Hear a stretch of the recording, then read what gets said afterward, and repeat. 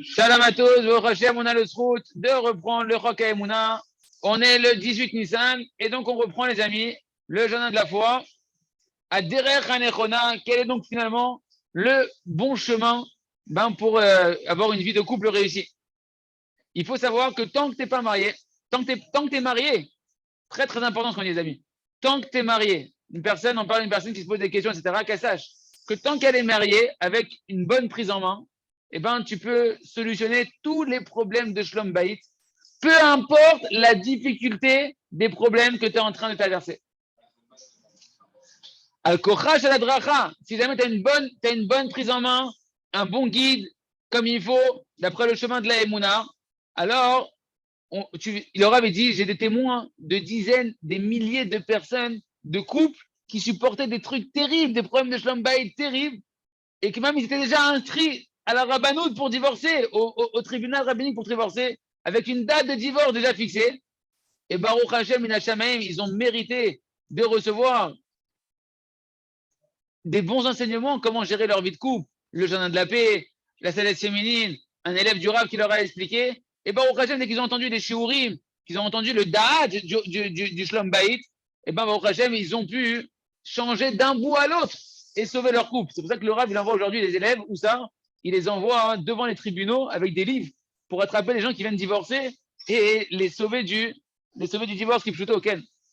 Parce qu'en réalité, il me dit le Rav, la force d'une bonne adracha, de prendre quelqu'un de bien le guider, c'est tellement grand, c'est tellement important et ça change tellement toute la donne.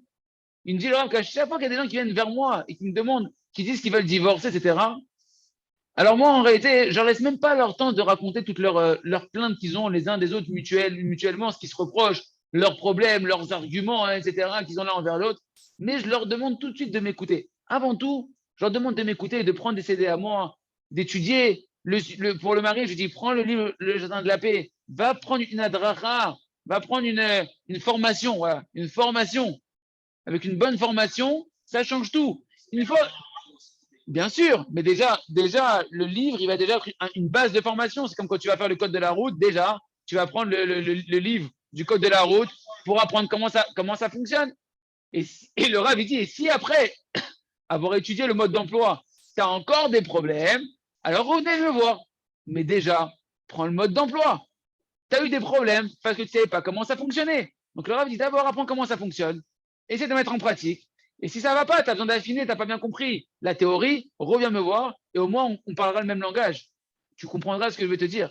Et il me dit le Rav, et la réalité, c'est qu'en réalité, la plupart, ils ne reviennent pas. Ceux qui ont compris le message et qui ont vraiment fait le travail de prendre le livre et de rentrer véritablement dans les sfarim, eh ben, ils ne reviennent pas. Parce qu'un homme, une fois qu'il a reçu sa formation, une bonne formation de Shlom Bayit, comment faire tchouva, comment se repentir, que tu apprends les principes généraux de la paix conjugale, alors il comprend très bien que toutes les plaintes qu'il avait, elles disparaissent. Il comprend ses erreurs. Il comprend c'est quoi son travail dans la vie, pourquoi qu'est-ce qu'il est venu sur Terre. Et donc, il n'a plus besoin de demander des conseils, etc. Parce que automatiquement, il va réparer ce qu'il a réparé et avoir une paix conjugale parfaite à l'intérieur de sa maison. Et tous les gens, en réalité, tous les gens, ils viennent et ils disent concrètement, Chaval, c'est dommage que on savait pas. Personne nous a appris. Personne nous a enseigné comment ça fonctionne le mariage, comment ça fonctionne une femme. Et que je suis resté tant d'années sans avoir été formé sur le sujet.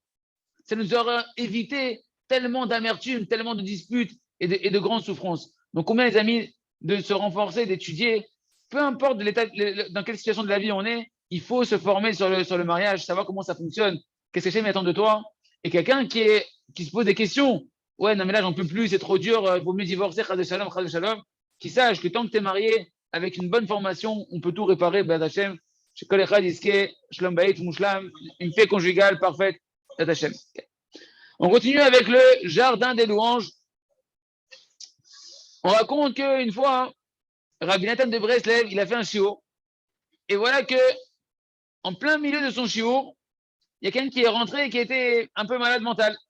Et il a commencé à déranger le shiur, comme les gens qui sont un peu qui ont des troubles psychologiques. Et ben des fois, tu sais, tu vois quand ils rentrent dans les shiurim, des fois ça secoue un petit peu. Vers Hakar, il avec l'eau. Et après, il est parti. Et une fois qu'il est sorti, Rabbi Nathan, il a dit à ses élèves, c'est pas simplement que cette personne-là, elle est malade mentale. Écoutez bien ce qu'il a dit, Rabbi Nathan. Au lieu de se plaindre de cette personne-là, que nous, on aurait dit, ouais, c'est un malade mental, peut-être qu'il a fait la pagaille dans le cours. Non, Rabbi Nathan, il aurait dit, c'est pas simplement lui qui est un malade mental, mes élèves, mes amis. Il a dit quoi? On est tous des malades mentaux. On est tous des malades mentaux. Il a dit, mais j'ai connu un juif qui était normal. Un seul, j'ai connu un seul juif normal qui était saint d'esprit. Rabbeinu Akadosh, Rabbi Nachman de Breslev. Et si nous, maintenant, qui sommes des malades mentaux, on va bien étudier ce qu'ils nous enseignent. Et les enseignements des tzadikim et des Talmidei Chachamim authentiques qui nous donnent le chemin véritable de la Torah, alors on a une chance, on a certainement un pronostic de vivre et d'arriver à une vie véritable de Emouna et d'avoir un esprit sain, une vie saine d'esprit, Be'ezrat Hashem, et de guérir de notre maladie, de notre folie, de notre Yetzirah. Parce qu'en réalité, comme on l'a dit au-dessus, tout celui qui manque de Emouna, eh ben, ça lui crée automatiquement, vu que la foi et l'âme, le mental d'un homme et la foi sont liés, ben, tout celui qui manque de Emouna, ça va lui créer des maladies mentales dans sa tête, une sorte de folie qu'il va avoir à l'intérieur de lui, comme on a vu dans les pages précédentes. Soit ça va être des soucis, ça va être des tristesses, ça va être des peurs, des craintes, des angoisses, toutes sortes de maladies de l'âme, des maladies mentales, psychologiques, qui sont que dans la tête. Parce qu'un homme qui a de la Emouna, un homme qui a de la Emouna, il vit la réalité qu'il n'y a rien hormis à Kadosh Baruch Hu. Il vit la réalité que tout c'est que à Kadosh Baruch Hu. Et donc il est que Besimcha. Il est que Be'emouna, que dans la foi et la joie. Il est rempli de joie et de bonheur. C'est pourquoi tout ce qu'un homme, il va parler, en fait, il va multiplier des paroles de foi. Il va prier sur la foi. Il va parler avec Hachem. Il va étudier la foi comme on est en train de faire tous les jours pour Hachem. Plus il est en train de quoi? Eh bien, les amis, il est en train tout simplement de guérir son âme, de guérir son mental, de guérir son psychique et tout simplement de guérir, d'avoir une vie qui va être une vie harmonieuse. Parce que tous les problèmes de la vie, la plupart, c'est des problèmes psychologiques qui nous pourrissent un petit peu notre quotidien. Et au contraire, cette vie, ça deviendra un paradis sur terre, Bat Hashem. On continue avec le livre à travers champs et forêts pour faire immerser à Hashem minimum notre heure d'Itbo des doutes. Là, Malo, une heure et demie d'Itbo des doutes. Au moment où la personne maintenant, elle fait Itbo des doutes, rappelez-vous qu'on a parlé comment gérer un sujet, comment éradiquer un sujet méthodologiquement. Et là, on est en train de travailler avec un exemple. On a dit, on veut prendre l'exemple, par exemple, c'est un exemple. Chacun, il mettra ce qu'il veut travailler. Ici, c'est le désir de manger. Ça arrive chez you. Il aurait dit, donc quand tu vas commencer à prier, tu vas te focaliser sur un sujet pour changer. Tu fais ton coaching quotidien pour changer sur ce sujet-là. Eh bien, il faut que toutes tes paroles, Ken, elles vont tourner durant cette demi-heure que sur ce sujet-là de la ta'avat atrila, du désir de manger. Comme dans toutes les idées des doutes, bien sûr, tu vas commencer par remercier. Par exemple, tu vas dire merci Ribono Shel Olam que moi je peux manger. J'ai des dents. Je peux manger normalement, etc. Grâce à Dieu, j'ai un système digestif qui fonctionne, j'ai tout mon système qui fonctionne bien.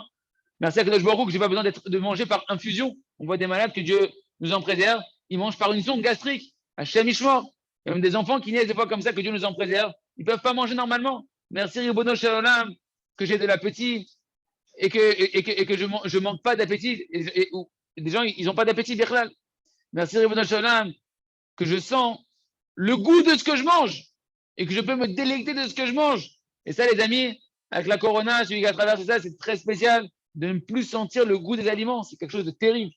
C'est quelque chose, on ne se rend pas compte du chesed d'Hachem, que tes papilles gustatives, eh ben, elles te donnent des diversités et des plaisirs que tu peux raffiner spirituellement dans la nourriture. Parce que chez Haré, il y a certaines personnes qui ne peuvent plus se délecter de la nourriture. Merci Ribono Shel Olam que j'ai de quoi manger. Tout ça, donc tu commences à travailler le sujet de la nourriture, et même dans ce sujet-là, donc tu vas travailler le remerciement, la phase de remerciement, même sur le sujet que tu veux travailler. Ensuite, tu vas faire au moins une demi-heure, il te parle rak ala dibour chez Lo et Shaker, de parler que sur le sujet de la parole, de ne pas mentir, parce qu'on a expliqué hier que toute la racine de la gloutonnerie et du sentiment d'avoir encore faim, ça provient du fait que tu n'es pas dans la vérité, que la seule chose qui rassasie un homme, c'est la vérité. Donc, toute l'utilisation de la parole dans le mensonge, et toutes sortes de mensonges, on a vu hier, eh ben, ça va créer l'appétit qui ne s'arrête pas. Par exemple, tu vas dire, Maître du monde, aie pitié de moi, aide-moi à sortir de ma bouche aucune parole de mensonge, même sans faire exprès. Aide-moi, Ribono Shel Olam. Pourquoi? Parce que plus je vais être enfoncé dans cette ta'ava de manger, et plus je ne vais jamais ressentir que je vais être rassasié. Pourquoi? Parce qu'en réalité, je suis éloigné de la vérité. et que je sors de ma bouche toutes sortes de mensonges. Par exemple, des paroles, comme on l'a expliqué hier, rappelez-vous que le mensonge, ce n'est pas que le mensonge. Parce que je sors des paroles de colère, des paroles d'orgueil, des paroles de la shonara, de médisance. Aide-moi, Ribono Shalom, de ne sortir de ma bouche aucun mensonge, même pas par erreur, que je puisse dire que des paroles de vérité, des paroles qui sont d'après la vérité. C'est quoi la vérité? La vérité et la émouna, des paroles de foi, des paroles de Torah, des paroles de louange aux créatures. Aide-moi, Ribono Shalom, parce que si tu ne m'aides pas, Ribono Shalom, je ne pourrai pas surmonter moi-même mon propre penchant, parce que j'ai un mauvais penchant qui m'incite constamment à dire des paroles de mensonges qui ne sont pas vraies. Aide-moi, Ribono Shalom, maître du monde, à ne parler aucune parole de mensonge. J'ai pitié de moi que je puisse mériter de sortir de ma bouche que des paroles de vérité. Comme ça, j'aurai de la satiété, parce que la vérité rassasie un homme. Et comme ça, je pourrai manger un peu et être rassasié. Et je ne vais pas sentir derrière, oh, il m'en faut encore, je ne sentirai plus le côté de la faim qui se réveille à l'intérieur de moi. Et comme ça, les amis, il faut répéter ces paroles-là de nouveau et de nouveau durant au moins une demi-heure. Même si tu vois que tu n'as pas de nouvelles paroles, répète ces mêmes paroles que tu as construites à travers la Torah que tu as utilisée sur le sujet, et répète-les pour construire ta volonté et construire un Kéli pour recevoir l'aide divine, et au fur et à mesure des jours et des heures passées, de voir des véritables changements dans ta nature. Imertse Hachem. Donc, tout le monde au travail, n'oubliez pas de faire votre œuvre des doutes et une demi-heure sur un sujet qui vous tient à cœur de changer. On continue avec le vin de la sagesse. Donc, ce mécanisme-là d'un homme qui est très sensible au regard des créatures, que ça, son bonheur de vie, sa joie de vivre va dépendre en fonction de l'appréciation du regard des autres, et que toute sa vitalité, elle dépend de ce que les gens ils vont penser de lui, et que ça, c'est ça qui va fixer est-ce qu'il va vivre une belle vie ou une mauvaise vie. Ça dépend de ce que les gens ils pensent. Est-ce qu'on est d'accord avec lui? Est-ce qu'on le comprend? Est-ce qu'on le soutient? Est-ce qu'on le renforce? Tout ça, en réalité, nous dit le Rav, d'où ça provient? Ça provient que parce que tu as une ta'ava du kavod. Tu es encore dans le désir de recevoir des honneurs. On grandit tous comme ça, les amis. Hein. C'est le point de départ de chacun.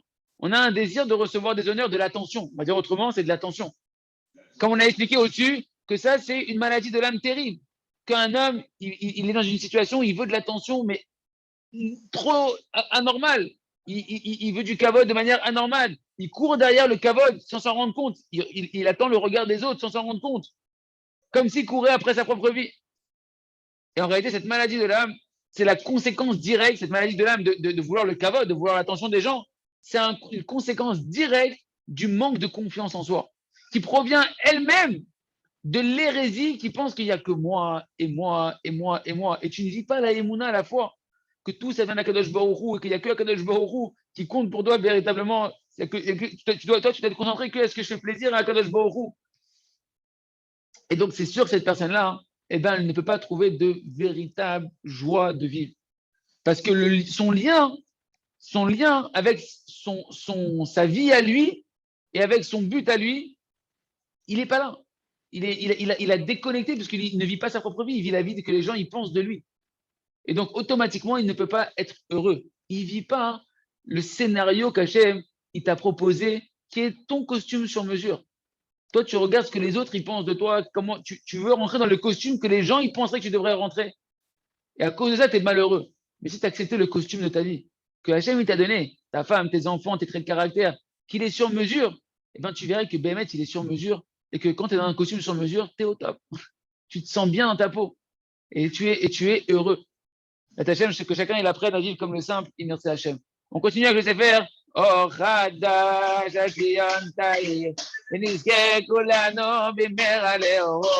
Rappelez-vous qu'on a vu que Moshe Rabbeinu, on avait la question, alors quoi, il faut prier avec des supplications à Hachem, par miséricorde, demander un cadeau gratuit, mais d'un autre côté, on dit qu'il faut prier, insister, exiger auprès d'Hachem, avec du feu, etc. C'est la contradictoire. On a vu que Moshe Rabbeinu, la tfila qu'il a fait, ou la supplié Hachem par bonté gratuite de rentrer en Eretz Israël, c'est une tfila où il a insisté avec du feu là-bas, comme une épée qui transperçait les cieux, qu'il n'y avait rien qui pouvait l'arrêter, on avait vu, vous vous rappelez? De là, à Mikan, on apprend donc que la tfila avec miséricorde, la tfila avec supplication, le fait de demander un cadeau gratuit, c'est pas une tfila ramolo, c'est une tfila qui doit aller jusqu'à faire trembler le ciel et la terre et tout ce qui avait été prévu sur terre pour toi jusqu'à présent, comme on a vu Moshe Rabbeinu, c'est ce qui s'est passé, c'est les mots du Midrash à propos de la prière de Moshe qui a été carrément remettre en question tous les projets divins. Et de la même manière, le Midrash, rappelez-vous comment il a décrit que la demande de demander un cadeau gratuit de Moshe Rabbeinu, eh ben, c'était une demande, bien qu'il demandait un cadeau gratuit, c'était une demande qui était, mamash, qui transcendait tout, qui avait, mamash, une seule direction. Cette fille-là, rappelez-vous qu'est-ce qu'il a dit le Midrash, elle ressemblait à la fille de Moshe Rabbeinu, alors qu'il demandait la bonté gratuite. Hein. Elle ressemblait à une épée qui déchirait et qui découpait tout sur son passage et que rien ne pouvait arrêter. Voilà comment une personne, elle doit prier quand elle veut changer spirituellement. Elle doit être convaincue que cette fille-là, elle déchire les cieux, elle déchire les décrets, même tes gilgoulim, ce que tu veux, tout ce que tu peux imaginer, cette fille-là, elle transcende la nature. Vaïta Bekol Ra'ash Gadol, comme c'est marqué là-bas, la voix de Moshe, c'était une voix comme un tonnerre, un bruit d'une puissance extraordinaire. Et a priori, Moshe, c'est sûr qu'il a argumenté devant un Kadosh Baruch Hu, il a exigé en fait auprès de Kadosh Baruch Hu, je suis obligé, Hachem, de rentrer en Eretz Israël. Et toi, Hachem, c'est sûr que tu veux me délivrer. Parce que tu as dans tes entrepôts des cadeaux gratuits. Tu peux me faire un cadeau gratuit de me délivrer. Pour qui t'as créé qu'est-ce qu'il a dit, mon cher Rabbeinu? Pour qui t'as créé cet entrepôt de tes cadeaux gratuits? C'est marqué, Hachem, il a un entrepôt de cadeaux gratuits. Pour qui tu l'as créé? Cet endroit là-bas où il y a des cadeaux gratuits. N'est-ce pas que tu l'as créé pour me délivrer à moi et me faire un cadeau gratuit? Tu veux me délivrer, les bonhommes Shalom. Tu veux me dévoiler cet entrepôt, ce trésor là-bas, des cadeaux gratuits que tu as créé dans ce monde-là. Comment tu vas me le dévoiler? Parce que quand tu vas me faire un cadeau gratuit, même si ça ne me revient pas et que tu vas me donner, ben tu vas me dévoiler ce trésor que tu as créé qui s'appelle les cadeaux gratuits. Et de ce midrash-là, en fait, qu'est-ce qu'on voit? On voit que quand tu vas demander, mais là, c'est que tu vas exiger auprès de la chaîne d'être délivré. Ça ne vient pas contredire du tout la prière qu'on appelle une prière de miséricorde, de supplication et de cadeaux gratuits. Il faut qu'on arrive à sortir et à déraciner ce mensonge-là que le Yitzhara, il essaie de rentrer dans la définition de la prière avec supplication. Zestira, l'itzaka, l'izaka. En réalité, c'est ce mensonge de croire que c'est une contradiction de devoir crier à Hachem. Et d'un côté, tu dis, mais il faut que je prie en suppliant à Hachem. C'est pas une contradiction. Il faut enlever ce mensonge-là. Okay? Et ça, on l'apprend, il dit, au Fizé, on peut comprendre ce qui est marqué dans le Shulchan Aruch, dans Orach Chaim, Siman 98, chapitre 98 du Orach Chaim. Un homme, il doit prier, il dit là-bas le Shulchan Aruch, dans le chemin des supplications, comme un pauvre qui demande à la porte. Il lui dit, le Rav, ne comprends pas ici qu'il s'agit que tu dois prier avec mollesse. Tu dois pas être faible dans ta prière ici. Ça ne veut pas dire de somnoler dans ta prière et d'être un endormi, de faire une prière endormie. Un homme, il doit se sentir comme si qu'il est un pauvre à la porte, mais ça ne veut pas dire que cette fille-là, elle doit être avec de la faiblesse, avec des hésitations. Et au contraire, cette fille-là, elle doit être une exigence, un entêtement. Il doit être convaincu. Il doit être convaincu que bien qu'on lui doit rien, que derrière c'est son père et que son père, il aime et il veut plus que tout lui donner. Et si on a déjà expliqué, on a parlé de la tfila de Moshe Rabbeinu, eh bien, il faut savoir que Moshe Rabbeinu, il a prié mamash avec dévotion, avec don de soi, avec sacrifice de soi-même, qu'il s'est tenu mamash avec un entêtement et il a demandé mamash sur sa propre vie, comme une question de vie ou de mort. Quand il était là, Moshe, pour lui, rentrer en Eretz Israël, c'était une question de vie ou de mort quand il priait. Quand Moshe Rabbeinu, il a prié, il n'a pas espéré, il ne s'est pas attendu à pouvoir entendre un nom d'Hachem. Pour lui, il n'y avait pas l'option de nom. Tout ce qu'on s'affaiblit dans la notion, les amis, c'est qu'on se dit, peut-être Hachem, il va dire non. Peut-être Hachem, il ne veut pas. Peut-être au final, Hachem, il va dire, bah, attends, voilà, ça y est, je t'ai décrété, Moshe, tu ne rentres pas, ça y est, basta. Ça y est, j'ai prié une prière, deux prières, trois prières. Bon, bah, c'est non, c'est feu rouge. Non, Moshe Rabbeinu, non. Il s'est entêté jusqu'à entendre Ken, jusqu'à voir le feu passer du rouge au vert. C'est pourquoi il disait à Kadosh Baruch Hu, en fait, Imaïl Mechenina Mesivrecha, quand il a voulu sauver le Ham Israël de la faute du Vaudor, il a dit à Hachem, si tu ne veux pas les sauver, efface-moi de ton livre. Efface-moi de ton livre, Ribono Shalom. Ou tu acceptes ma prière, c'est comme ça que Moshe il priait tout le temps. Ou tu acceptes ma prière, ou tue-moi. Ça ne sert à rien alors. Ça ne sert à rien. C'est pas ça, mais il faut comprendre que c'est la prière de Moshe, parce qu'il sait que Hachem, il veut. Il connaît la vraie intention d'Hachem. Hachem, il veut te délivrer spirituellement. Il veut que tu vives, Hachem. Et c'est pas, et ça, on comprend que c'est pas Stam Moshe, il priait pas une prière comme ça, Ramolo. Sa prière, c'était Mamash, il était prêt à se sacrifier. Il était prêt à mourir si on répondait pas à sa prière, Moshe. Et il disait que l'homme, je m'en fous, je veux rien savoir. Ma vie, Achaim Sheli, ma vie, elle vaut rien si j'ai pas cette délivrance-là que je te demande à Kadosh Baruch Hu. C'est pourquoi la tira de Moshe Rabbeinu, elle a pu annuler toutes les xérotes, tous les décrets. Il y a raison qu'on apprenne à prier, qu'on apprenne à avoir l'épée de la tfila, ce sabre laser qui transperce tous les obstacles de Hachem, et apprendre à Hachem à annuler tous les décrets et à voir derrière nos délivrances spirituelles, chacun sur le sujet qui veut progresser. Hazak, Venit, Fazer.